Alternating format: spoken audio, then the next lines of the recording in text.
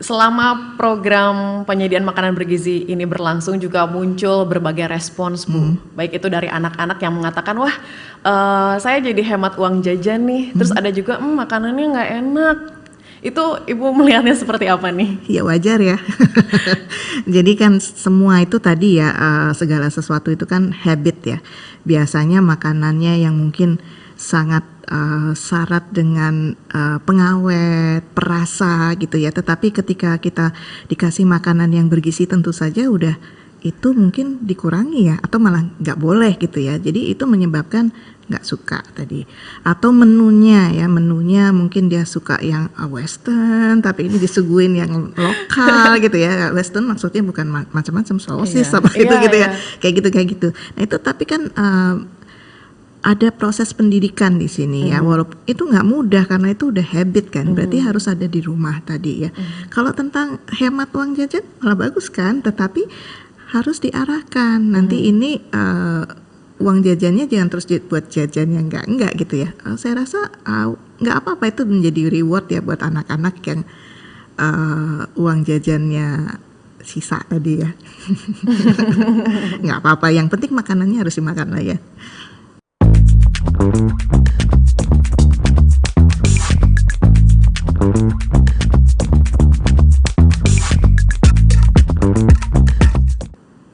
Selamat datang di podcast Antara Close Up bersama saya Nabila Karisti. Hari ini kita akan membahas topik yang sangat penting, yaitu adalah program penyediaan makanan bergizi gratis. Nah, berbicara mengenai program penyediaan makanan bergizi gratis ini biasanya erat kaitannya dengan kesehatan. Tapi hari ini kita akan membahasnya dari sisi demografi dan juga apakah ini bisa menjadi solusi untuk menekan prevalensi angka stunting.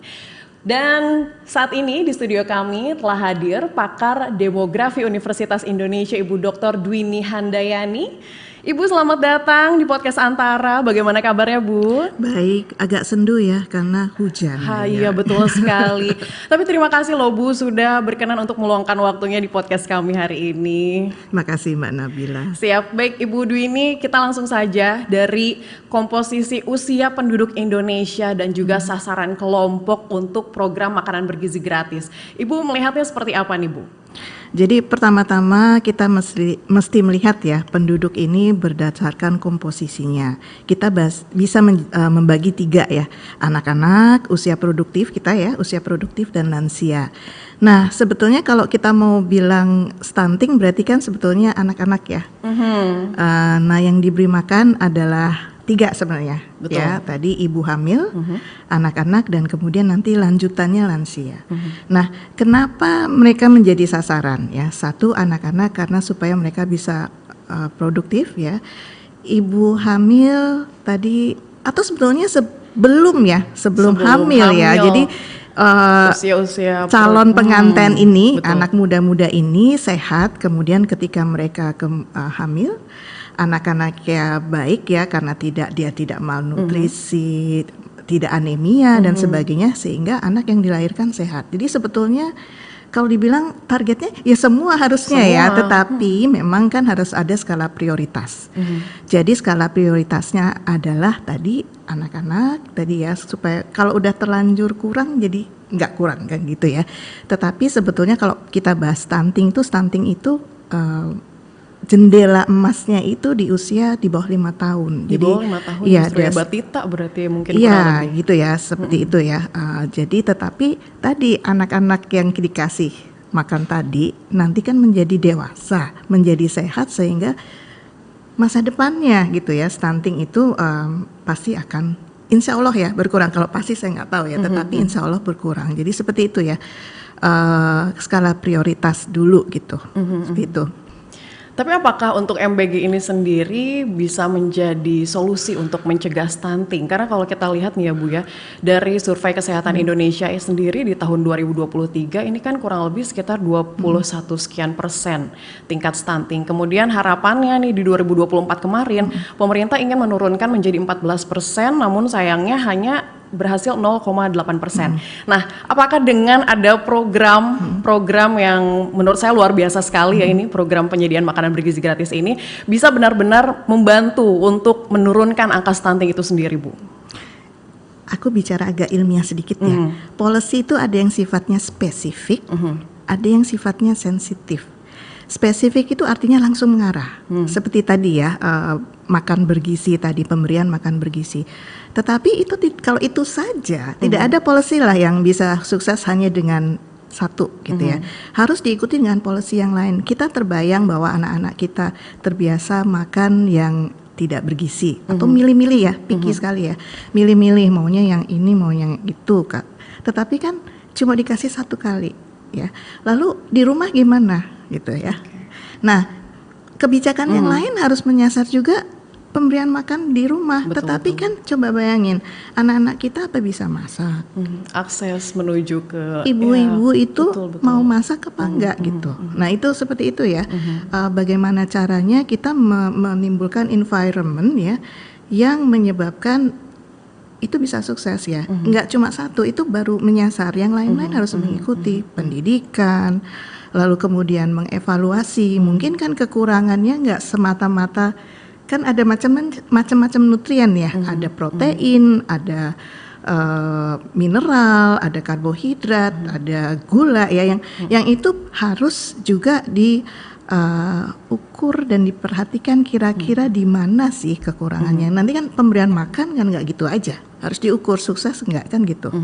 Seperti itu. Jadi ini adalah entry point kalau menurut saya ya, untuk menunjukkan bahwa ada perhatian keseriusan pemerintah ya untuk menyelesaikan permasalahan ini gitu. Baik. Seperti yang Ibu katakan tadi, berbicara soal demografi, mungkin proses pengantaran dari atau distribusi dari makanan ini sendiri juga kan kita lihat wilayah Indonesia ini sangat menantang sekali ya Bu ya. Dan apalagi kalau kita berkaca di awal Januari tanggal 6 kemarin itu proses untuk pendistribusian makanannya sendiri juga agak terhambat, terutama di daerah-daerah yang kita katakan cukup sulit untuk diakses. Nah ini sebetulnya dari segi sasaran daerah sendiri bagaimana menurut pandangan Ibu? Apakah mungkin ada daerah-daerah khusus yang perlu diutamakan begitu Bu untuk penyediaan makanan bergizi gratis ini, atau seperti apa nih Bu? Iya, kalau tadi ya untuk mungkin pemilihan daerah yang 6 ya, yang sekarang itu mungkin ada unsur uji cobanya dulu ya. Tetapi ke depannya saya berharap bahwa diprioritaskan ke daerah-daerah yang memang misalnya angka stuntingnya tinggi ya, atau mungkin daerah-daerah yang kantong-kantong kemiskinan gitu, atau daerah-daerah yang memang akses terhadap makanan yang bervariasi itu terbatas gitu. Nah itu menurut saya harus diikuti dengan itu ya. Tapi ini memang harus dievaluasi. Tadi pengantarannya, lalu kemudian menunya gitu ya. Harus dilihat lagi ya gitu kira-kira, dan juga harus dievaluasi waste-nya. Ini nggak dimakan, kenapa dan sebagainya. Jadi nggak semata-mata terus kasih makan kan ya. Mungkin bisa dilihat dari sisi kecocokan dari jenis pangan yang biasa ada di daerah tersebut mungkin ya Bu ya. Iya, dan juga mengajak ada unsur pendidikannya, pastikan kenapa itu dilakukan di sekolah ya. Bahwa literasi gizi begitu ya Bu ya. Dan juga mungkin nggak tahu gimana caranya mengajak anak-anak ini untuk menyukai makanan gitu. Kalau biasanya kan kita kalau makan bareng-bareng lebih semangat ya. Betul. Nah itu mungkin nggak tahu apakah mungkin ditanya ya, siapa mau makan apa, siapa usul apa, ada satu hari misalnya, dengan demikian kan mereka merasa diperhatikan. Betul, gitu betul, ya. Betul. Jadi seperti itu.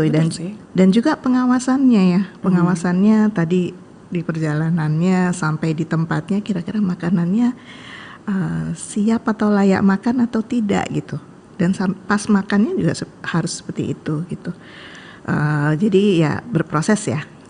Nah bicara mengenai proses distribusinya juga ternyata kemarin itu sempat ini Bu, ada beberapa sekolah yang keracunan makanan nih Bu. Nah Ibu melihatnya seperti apa? Apa kemudian yang harus dilakukan agar hal tersebut tidak terulang lagi Bu?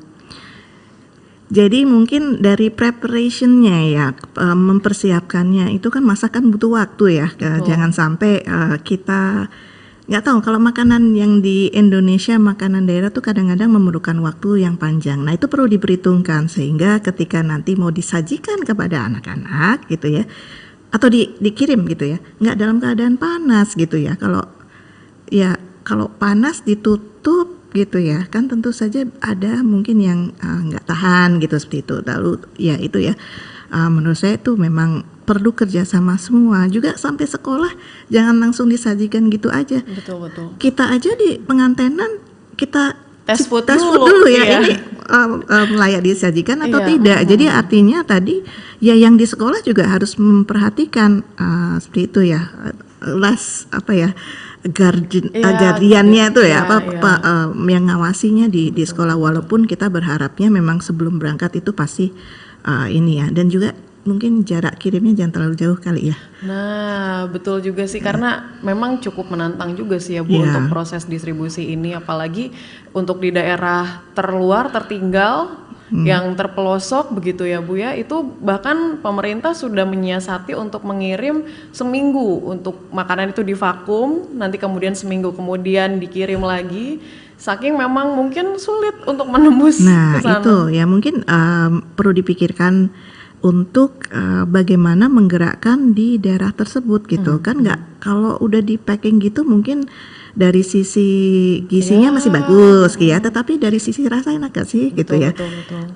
Mungkin itu ya perlu diperhatikan bagaimana nanti distribusinya di daerah yang terluar, terjauh, apalagi nanti kita bahas di sini anaknya cuma ada 4 orang, tapi harus dikirimi makan juga kan gitu ya.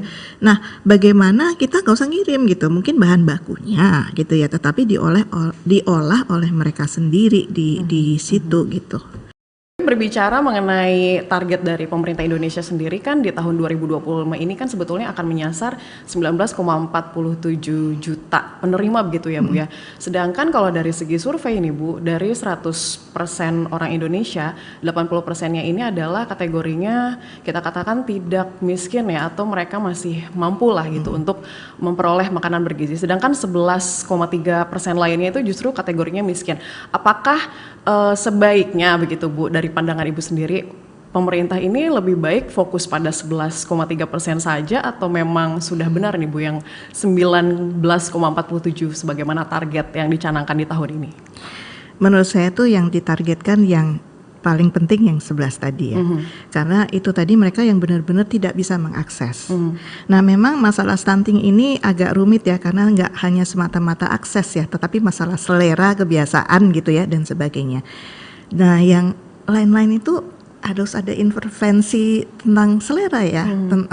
Ibu-ibunya juga ya, nggak cuma ibu ya, ayah dan ibu ya. Kalau saya bilang dua-duanya harus berperan dalam kita mencoba mengajak anak kita untuk makan yang bergizi gitu. Jangan-jangan orang tuanya emang nggak tahu gitu bagaimana mengolah gitu.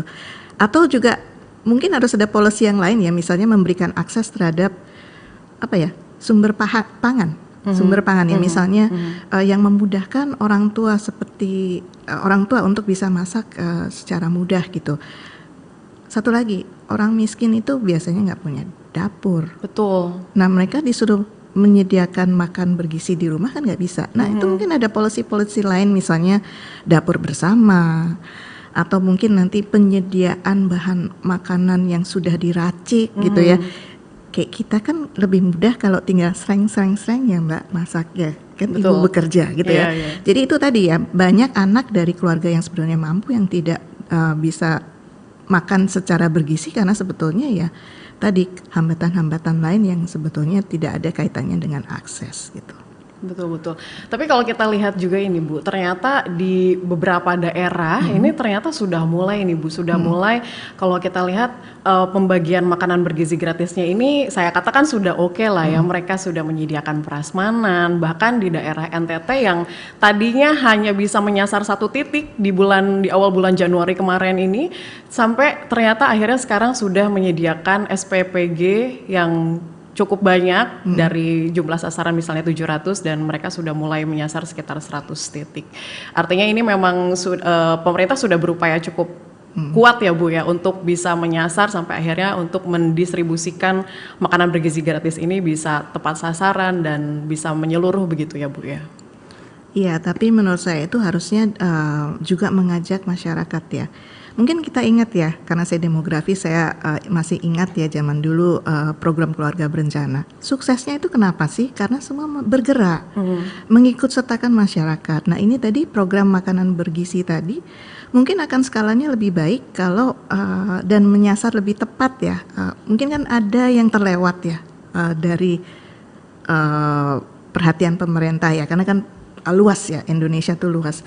Mengajak masyarakat untuk terlibat itu menjadi akan menyebabkan gerakan ini menjadi bukan gerakan ya, pemberian makan bergizi tadi menjadi gerakan yang lebih masif dan akhirnya mungkin target-target tadi mungkin lebih bisa tercapai dengan cepat. Kan selama ini kan agak lambat ya penurunan prevalensinya gitu. Keterlibatan seperti apa sih sebetulnya Bu yang diharapkan selain misalnya masyarakat dipersilakan untuk memilih menunya dan lain sebagainya, ini seperti apa nih agar bisa satu kesatuan dan akhirnya program ini berkesinambungan dan berjalan lancar?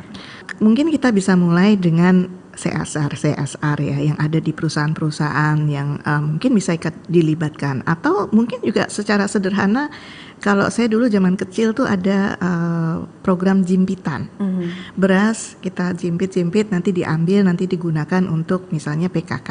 Nah seperti itu, artinya kan kita menyumbangnya kan nggak perlu harus miliaran, jutaan, tetapi apa yang bisa kita sumbangkan kepada masyarakat ya, anak-anak kita itu ya kita lakukan. Jadi artinya nggak ada paksaan, tetapi kesukarelaan siapa aja bisa ikut terlibat. Nah itu mungkin akan gerakannya lebih masif dan mungkin tidak hanya pemberian makan satu kali, mungkin ada tambahan misalnya kacang hijau atau buah, mungkin petani-petani sekitar ingin menyumbangkan misalnya pepaya atau apa dan sebagainya, itu bisa dilakukan. Selama program penyediaan makanan bergizi ini berlangsung juga muncul berbagai respons Bu, baik itu dari anak-anak yang mengatakan wah saya jadi hemat uang jajan nih, terus ada juga makanannya nggak enak. Itu Ibu melihatnya seperti apa nih? Ya wajar ya. Jadi kan semua itu tadi ya, segala sesuatu itu kan habit ya. Biasanya makanannya yang mungkin sangat syarat dengan pengawet, perasa gitu ya. Tetapi ketika kita dikasih makanan yang bergizi tentu saja udah itu mungkin dikurangi ya, atau malah nggak boleh gitu ya. Jadi itu menyebabkan nggak suka tadi. Atau menunya mungkin dia suka yang western, tapi ini disuguhin yang lokal gitu ya. Western maksudnya bukan macam-macam sosis gitu ya. Kayak gitu. Nah itu tapi kan ada proses pendidikan di sini ya, walaupun itu nggak mudah karena itu udah habit kan, berarti harus ada di rumah tadi ya. Kalau tentang hemat uang jajan malah bagus kan, tetapi harus diarahkan. Nanti ini uang jajannya jangan terus buat jajan yang enggak gitu ya. Saya rasa nggak apa-apa, itu menjadi reward ya buat anak-anak yang uang jajannya sisa tadi ya. Nggak apa-apa, yang penting makanannya harus dimakan lah ya. Sebetulnya seberapa besar sih Bu kaitannya program makanan bergizi gratis ini dengan pembangunan manusia Indonesia yang unggul lah, dikatakan seperti itu? Oke, kalau kita bahas mengenai investasi manusia, itu seperti kita tuh watching the grass grow, melihat rumput itu tumbuh pelan sekali gitu ya. Jadi kalau kita intervensi sekarang gitu ya, itu memang targetnya untuk ke depan gitu ya. Ke depan tuh jangan berpikir 5 tahun ya. Bisa seperti yang dilakukan ketika itu ya program KB itu di tahun 70-an. Nah, nikmatnya di sekarang kita menikmati bonus demografi. Tetapi penting sekali ya, karena tadi ya kalau kita ngomongin gizi itu kan membahas mengenai tadi ya kecerdasan. Betul. Nggak cuma kecerdasan, kesiapan anak itu di sekolah ya, nggak ngantuk ya. Kalau nggak baru datang udah ngantuk, gimana dia bisa menerima pelajaran gitu ya. Bagaimana bisa mencerna apa yang disampaikan sama gurunya misalnya. Betul, jadi seperti itu ya. Jadi artinya itu penting karena mungkin bukan hanya stuntingnya ya. Kalau stunting tadi kan bagian kecil ya dari, ya nggak bagian kecil ya, kita tinggi sih prevalensi stuntingnya, tetapi minimalnya kita bisa memastikan anak-anak kita bisa makan ya bergizi gitu ya, tetapi ya jangan hanya makan siang ya, harusnya di rumah juga begitu juga ya, karena kalau hanya satu kali kemudian nggak dimakan juga ya mungkin yang kurang sukses ya. Tetapi itu harus dievaluasi ya. Setelah beberapa saat ngelihat waste-nya, waste itu kan nantinya nggak dimakan ya. Betul. Dan mungkin peningkatan gizinya dengan menu yang ada itu udah memenuhi apa belum gitu. Nah itu mungkin perlu dilihat gitu. Artinya berarti menu atau kita katakan program makanan bergizi gratis ini juga turut mempengaruhi dari indeks pembangunan manusia seperti itu atau bagaimana Bu? Ya tentu saja kalau anak-anak kita pandai, anak-anak kita sehat ya, itu tentu saja mereka kan kemudian produktif. Nah produktif itu artinya kalau kita lihat ke indeks pembangunan manusia ya, Human Development Index itu terdiri dari 3. Satu mengenai harapan hidup ketika lahir ya, lalu kemudian pendidikan, lalu kemudian purchasing power parity, ekonomi. Nah yang pertama harapan hidup itu kan, kenapa harapan hidup? Kalau harapan hidupnya itu tinggi, artinya itu proses kan ya, orang bisa hidup sampai 78 tahun itu kan berproses dari bayi gitu ya, artinya dia tidak kekurangan apapun nutrisi gitu ya. Nah kalau itu tercapai ya berarti kan kita salah satu komponennya meningkat. Lalu kemudian tadi pendidikan, harapan lama sekolah ya, lama sekolah kita meningkat. Orang itu sekolah itu nggak cuma karena apa namanya mampu ya, mampu dari sisi diterima punya uang, tapi juga mampu dalam arti dia bisa mengikuti. Banyak ya anak-anak yang berhenti gitu ya sekolah bukan karena nggak ada uang, tetapi karena merasa capek nggak bisa ngikuti pelajaran gitu. Semangatnya menurun begitu ya Bu ya? Nggak mampu. Ya kan kalau nggak mampu artinya aduh ngerjain gue nggak bisa lah gitu, males gitu, mending gue kerja gitu. Nah seperti itu anak-anak ini kalau mereka sehat ya tentu saja mereka bisa mencerna pelajarannya dengan jauh lebih baik. Baik.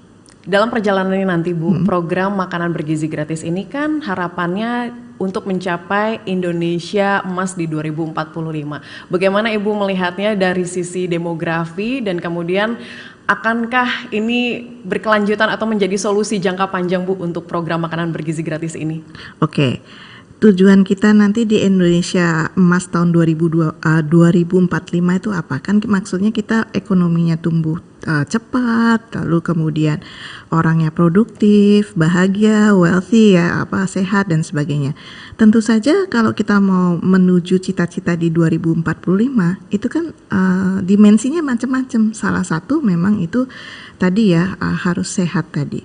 Harus sehat, harus pintar. Jadi tentu saja makanan bergizi, nggak cuma program itu saja, tetapi makanan bergizi, makan makanan yang bergizi menjadi perilaku kita, perubahan perilaku tadi, dan juga bisa mampu ya untuk dapat mengakses. Jadi karena tadi kayaknya gitu-gitu aja ya, yang penting kalau udah mereka makan bergizi, pertumbuhannya gitu ya, lalu kemudian kemampuannya menyerap pelajaran, sehingga nanti ketika mereka di usia produktif, mereka akan bekerja dengan baik. Dan juga sebenarnya itu menjadi nggak cuma di anak-anak ya, kita, usia kita, lalu kemudian juga lansia. Kan kalau nanti mereka menjadi lansia, lansianya lansia sehat, bukan lansia yang penuh penyakit degeneratif. Jadi penting itu sebetulnya. Jadi nggak hanya menyasar dari sisi orang itu menjadi alat produksi, tetapi nanti ketika mereka sudah tua gitu tidak menjadi beban gitu. Jadi menurut saya itu penting ya, walaupun program makanan bergizi ini hanya salah satu dari kebijakan yang harus dilakukan. Kapan sih kira-kira untuk program makanan bergizi gratis ini kita bisa lihat indikator keberhasilannya nih Bu? Indikator keberhasilan pemberian makan bergizi itu kalau nilai gizi masing-masing anak ya dites gitu ya secara kesehatan dan mereka itu sehat, itu menurut saya tuh menjadi indikator ya.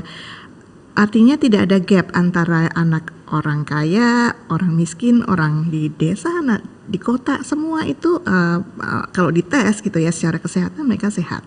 Jadi itu menurut saya indikatornya seperti itu. Terlepas nanti ya itu kemudian ke arah stunting ya. Kalau mereka sehat tentu saja anak yang dimiliki juga tidak akan stunting kan gitu, seperti itu.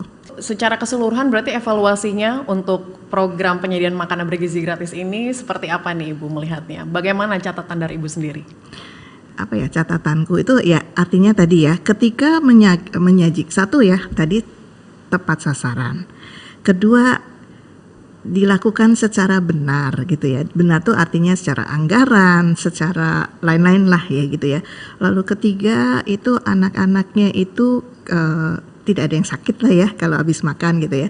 Lalu kemudian waste-nya itu menjadi sedikit minimal gitu ya. Dan juga mungkin gerakan masyarakat tadi, kalau masyarakat yang terlibat makin banyak gitu ya, itu menurut saya itu juga angka keberhasilan ya. Artinya menjadi gotong royong, program yang bersama dan sebagainya. Tentu saja tadi angka-angka kesehatan ya. Anak yang stunting, wasting, overweight itu nggak cuma stunting ya, wasting, overweight dan sebagainya itu juga turun gitu. Mungkin kalau kita udah makan bergizi berarti kan makanannya sudah bukan yang terproses, proses food ya, proses food. Betul. Yang pengawet, yang diawet-awetkan itu. Nah itu menurut saya juga itu menjadi angka keberhasilan ya. Banyak ya sebetulnya ya, tetapi menurut saya itu ya lagi juga juga cara perilaku, perubahan perilaku.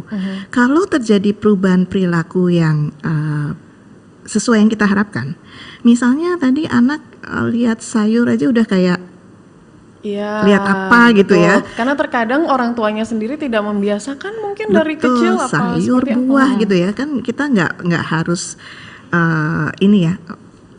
Jadi kalau anak itu perubahan perilaku si anak, orang tua, keluarga tentang bagaimana menyajikan kepada anaknya ya, bagaimana pola makannya. Anak juga senang aja makan sayur, atau mungkin kalau nggak sayur ya buah lah gitu ya, atau ya lengkap lah gizinya gitu. Jadi menurut saya itu juga perubahan perilaku itu menjadi salah satu indikator gitu. Kalau kita cuma nyekoin aja ya, makan ini gitu, itu kan artinya tergantung ya, bukan sustainability-nya tuh nggak ada. Artinya harusnya kan kemudian itu menjadi mendarah daging gitu ya. Jadi betul, kita betul. Tuh tahu kalau makan kalau nggak ada sayur nggak enak gitu, atau nggak cuma sayur ya, buah atau karbohidrat kan juga boleh makan gitu ya, daging, susu atau apa ya. Selama gizi seimbang ya gitu ya dan bervariasi. Gitu. Dan semoga sebagaimana target pemerintah mungkin di awal baru menyasar hampir 20 juta penduduk. Harapannya nanti 5 tahun yang akan datang bisa benar-benar menyasar tepat sasaran, terutama untuk 80 juta penduduk yang memang sejatinya menjadi target ya Bu ya. Dan harapannya juga 4 target yang ingin dicapai pemerintah selain tentunya ingin mencapai Indonesia Emas di 2045, bagaimana supaya angka kemiskinan di Indonesia ini semakin menurun, literasi gizinya meningkat ya, dan yang pasti masyarakatnya juga semakin produktif begitu ya Bu ya? Betul, jadi itu menjadi kunci ya dalam keberhasilan di tahun 2045. Baik, terima kasih banyak Ibu Dwini Handayani selaku pakar demografi dari Universitas Indonesia. Luar biasa sekali untuk diskusi kita hari ini Ibu. Dan demikian Sobat Antara, bincang-bincang kita hari ini, dan tentunya kita akan kembali lagi di episode yang akan datang. Podcast Antara akan tayang di antaranews.com dan juga Antara TV Indonesia. Saya Nabila Karisti, sampai jumpa.